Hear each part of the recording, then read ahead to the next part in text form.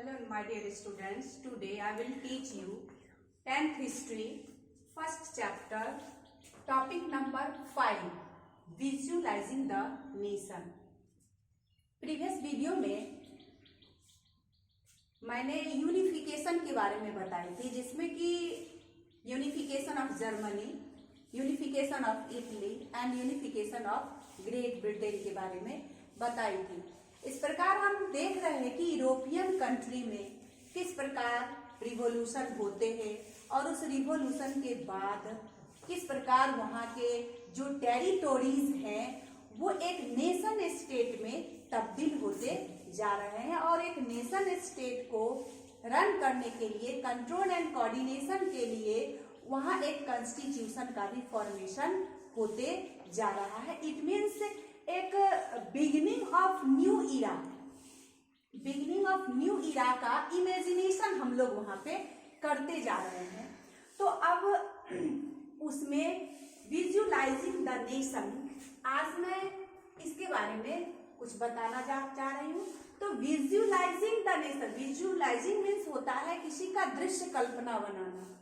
तो दृश्य कल्पना it means किसी भी नेशन को एक पर्सनिफिकेशन करना है फेस के रूप में, कि उस नेशन को हम किस प्रकार एक सिंबल के रूप में पोर्ट्रेट करें, ताकि लिटरेट और इलिटरेट दोनों पीपुल उसको एक बार में समझ सके आसानी पूर्वक। तो अब इस पर्सनिफिकेशन ऑफ द नेशन में इट मीन्स नेशन को एक पर्सन के रूप में एक फिगर देना है। तो अब इसके लिए तो न्यू आइडिया की जरूरत है। इसमें जो भी वहाँ के रिवोल्यूशनरीज होंगे वो सारे रिवोल्यूशनरीज का एनलाइटमेंट होगा, हुआ होगा और उस एनलाइटमेंट के तहत एक नया फिगर एक पर्सन के रूप में नेशन को दिया गया होगा। तो अब उसी का नाम हम लोग पढ़ते हैं एलोगोरी, यानी कि जो नेशन को पर्सनिफिकेशन करते हैं एज ए पर्सन के रूप में, उसी का एक सिंबॉलिक नेम एलोगोरी कहलाता है। It means when an abstract idea is expressed through a person as a thing like a symbol is called allegory. तो यही एक सिंबल जो एब्स्ट्रैक्ट आइडिया होता है रिफॉर्मर्स के द्वारा या रिवोल्यूशनरीज के द्वारा, और उस आइडिया को हम उस पर्सन के रूप में पोर्ट्रेट करते हैं, उसी को हम लोग एलोगोरी बोलते हैं।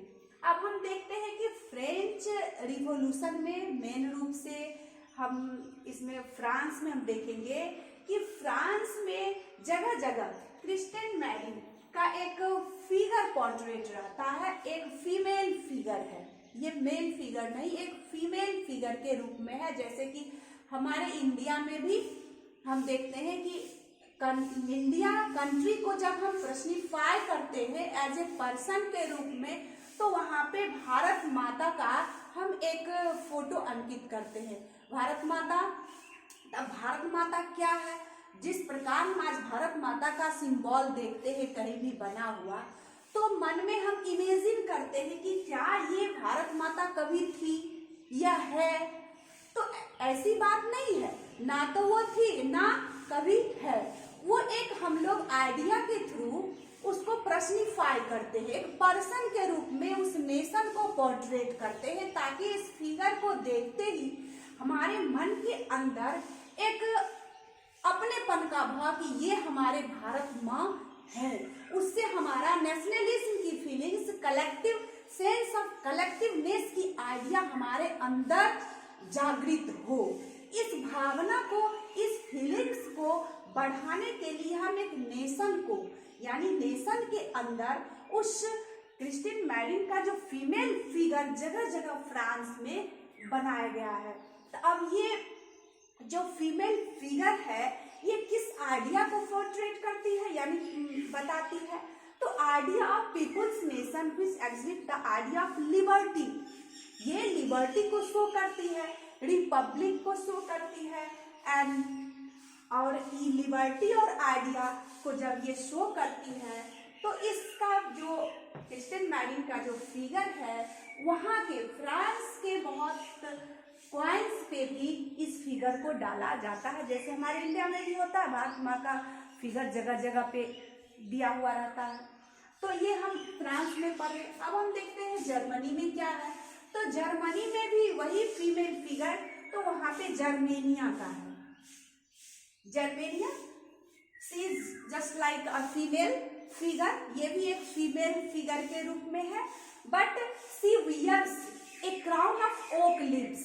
लेकिन ये फीमेल फिगर जो ताज पहनी है वो वहां के ओक लीव्स का एक ताज है।